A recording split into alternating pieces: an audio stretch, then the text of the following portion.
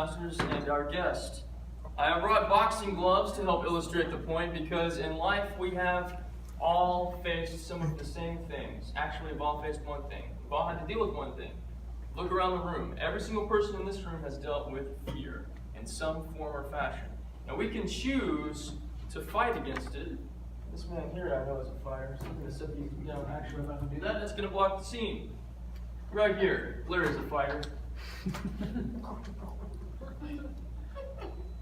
We all have to choose whether or not we're going to fight or whether or not we're going to hide.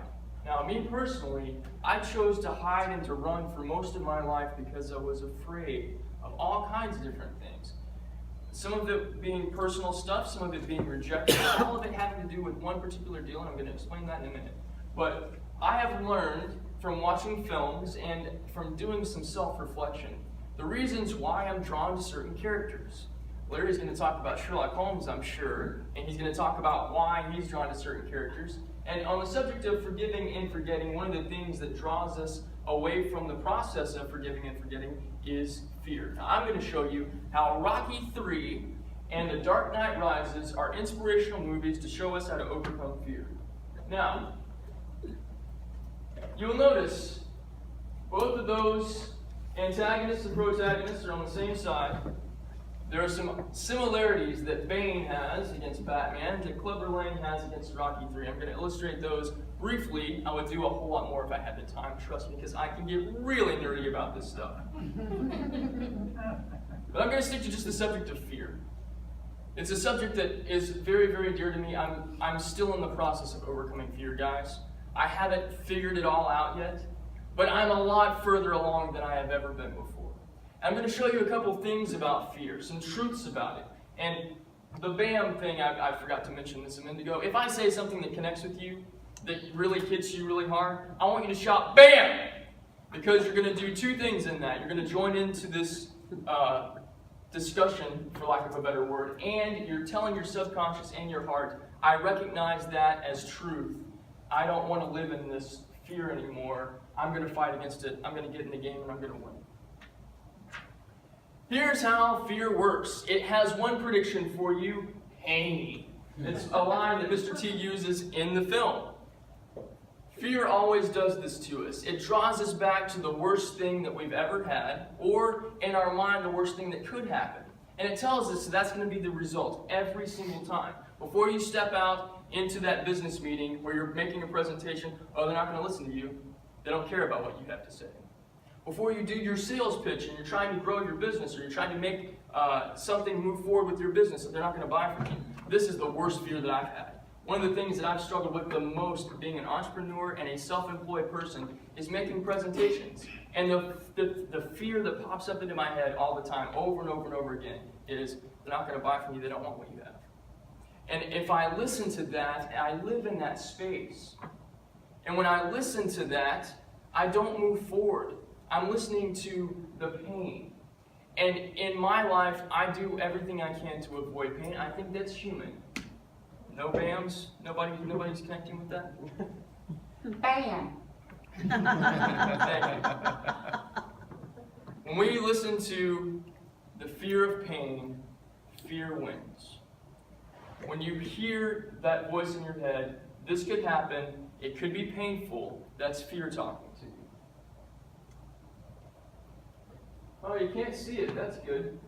All right, well, this is a picture of Rocky's face, and he is bloody. He is nasty, and he is gross. He is worse than he looked when he got beat by Apollo Creed. It's okay.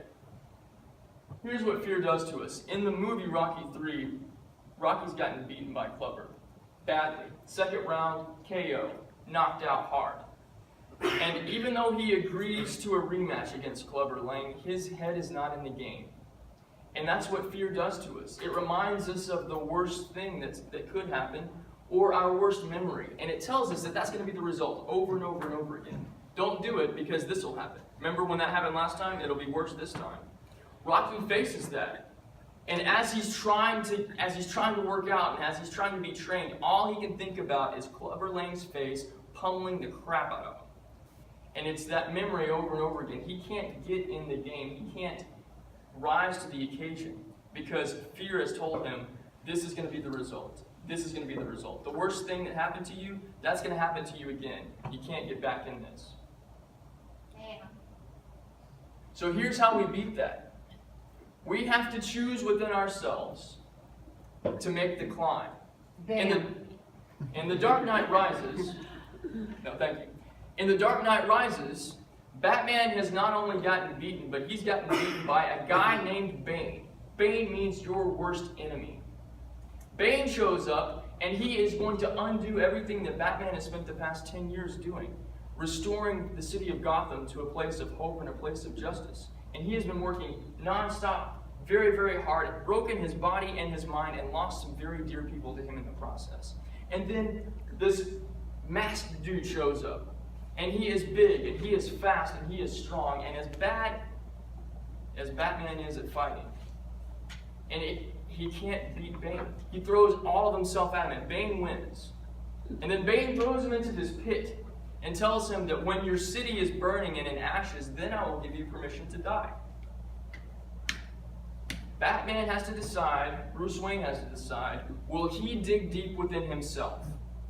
Will he climb out of the proverbial pit that he's actually in? And will he climb out of the pit in his heart? And we have to choose to do that too. Fear wants to keep us back and keep us out of the game, but it's only up to us. It's up to us to choose to fight, to climb out of the pit, to rise to the occasion, and to get back into the fight and get back into the game. Bam. So, we have to choose to get into the fight regardless of what may happen. For Rocky, he's on the beach with his wife Adrian, and Adrian says, "What's the deal? I believe in you. Apollo, who's training, Apollo believes in you. But you've got to want this for yourself. I can't make you do this. I can't give you what you need to be able to do this. You have to do it." And he says, "But I'm afraid." And she goes, "Okay, so what? Get back in this. You decide to do it. Get in there, and you might lose, yes. But at least you lose without fear. At least fear isn't the thing that's holding you back. I can live with that. I know you can."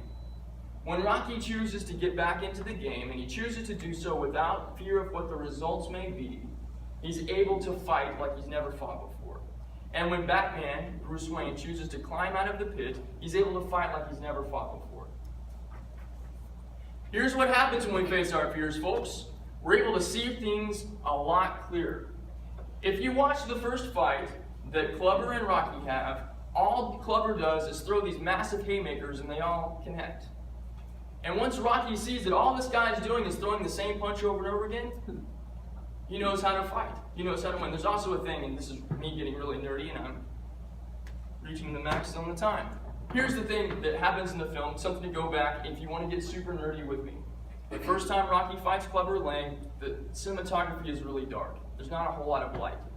The second time he fights him, there's a whole lot of light and you can see things clearly. And I think that is a poetic way of showing that when we face our fears, and when fear is not the thing that's holding us back, we see things so much better and so much clearer. And we understand ourselves in that process. Bam. Here's something else that facing our fears helps us do. We discover what we're made of. We discover that we're actually made of more than just skin, bones, and nerves. We find that we're full of bravery and guts and heart. That there's strength inside of us that we didn't really know was there. And we won't discover that until we look the thing that scares the living crap out of us dead in the face and say, "I'm not moving. You are." Bam. Bam. We discover that there's a hero of sorts inside of us that we might not have known actually existed. I want to believe that Batman's in here, and every day that I choose to face my fears, I'm discovering that that's more and more true. The other thing that we find when we face our fears, when we don't let what pain might happen determine our next steps, is we gain resolution, and we gain peace. And ultimately, the fear of pain is kind of crazy because what we want more than anything is peace. And we don't really find peace until the thing that is holding us back is removed. And this scene is hard to see too. Bruce Wayne's here. There's the back of Selina Kyle / Catwoman. He finds life after Gotham, despite the fact that everything changed when he departed. You gotta go watch. It's a 3-hour movie. You gotta watch it. This is my challenge to each and every one of you. Do not let fear hold you back, but only you can decide. Only you can decide what to do. So my challenge to you is this. Today, make the climb. Today, choose to put on the gloves and look the thing that scares the crap out of you more than anything else in the face and say, I'm not moving, you are. Bam.